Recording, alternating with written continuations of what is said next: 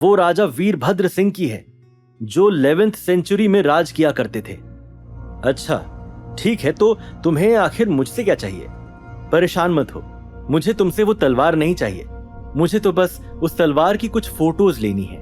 एक बार उस तलवार को अपने हाथों में लेकर देखना चाहती हूँ। अच्छा, तो ये सब तुम्हें कब करना है? रियली? अगर तुम अभी फ्री हो तो तुम मेरे एंटीक स्टोर आ सकते हो। मैं तुम्हें एड्रेस भेज देती हूँ। मैं तुम्हारा यही इंतजार करूंगी। आप कुछ समय के लिए शांत नहीं रह सकते थे?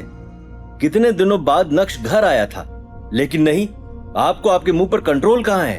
हुआ क्या है ये बताएगी? नक्श आज रात घर नहीं आ रहा है, सिर्फ आपकी वजह से। क्या जरूरत थी फालतू में वो सब बोलने की? ये तो अच्छी बात है। Mummy, enough is enough.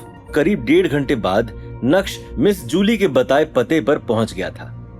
Desai antique emporium, जो सूरत शहर का सबसे बड़ा एंटीक स्टोर था।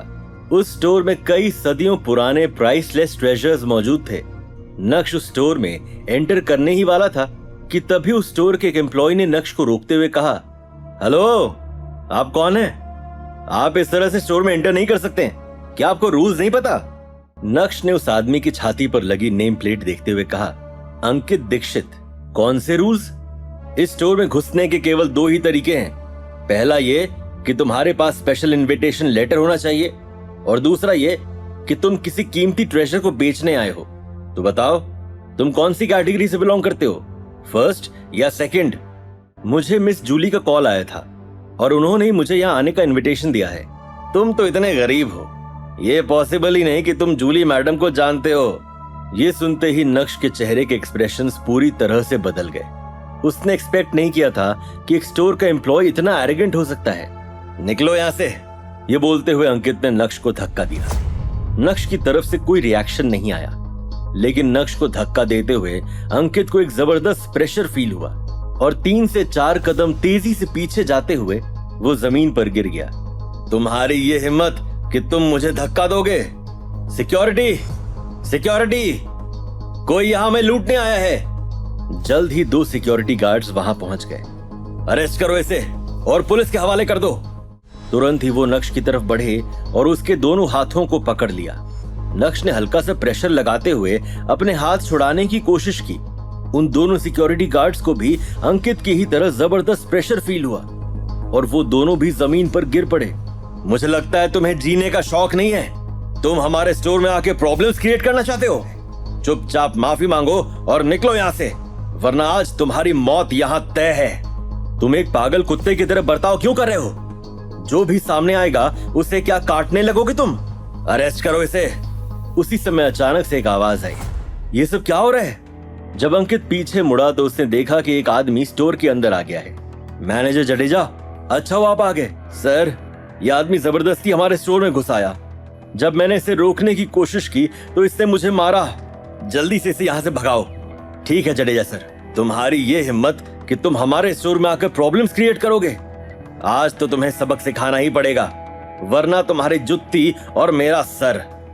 जैसे ही अंकित नक्श की ओर बढ़ा, वैसे ही नक्श ने एक जोरदार थप्पड़ से उसका स्वागत किया और एक ही थप्पड़ में उसका आधा चेहरा सूज गया। क्या तुम वाकई में जीना नहीं चाहते हो?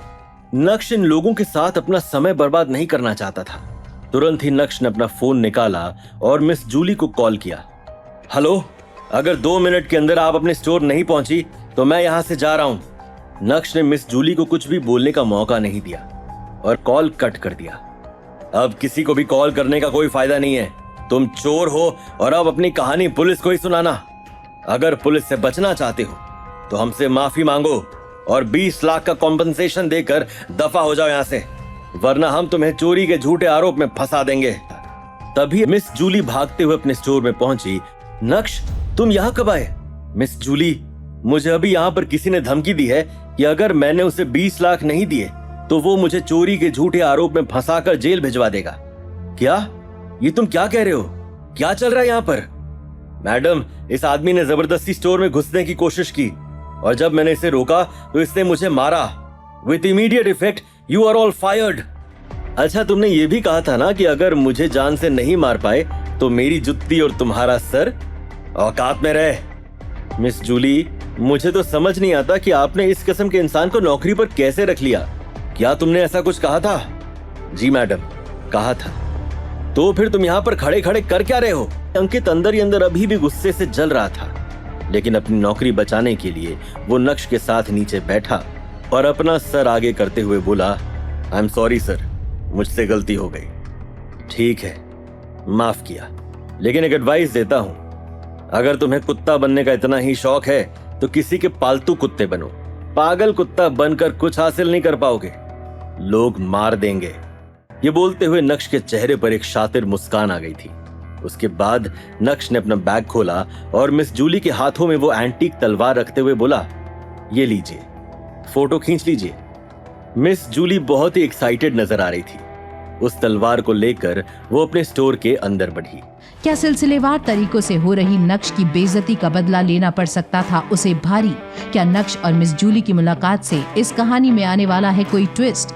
क्या अनिका के दिल में मचल रहे प्यार के आगे झुक जाएगी अनिका या फिर हो जाएगी बहुत देर? ये जानने के लिए देखिए अगला एपिसोड सिर्फ पॉकेट FM के YouTube चैनल पर, और इंस्टा एम्पायर के सारे एपिसोड सुनने के लिए डिस्क्रिप्शन में दी गई लिंक से डाउनलोड कीजिए पॉकेट FM।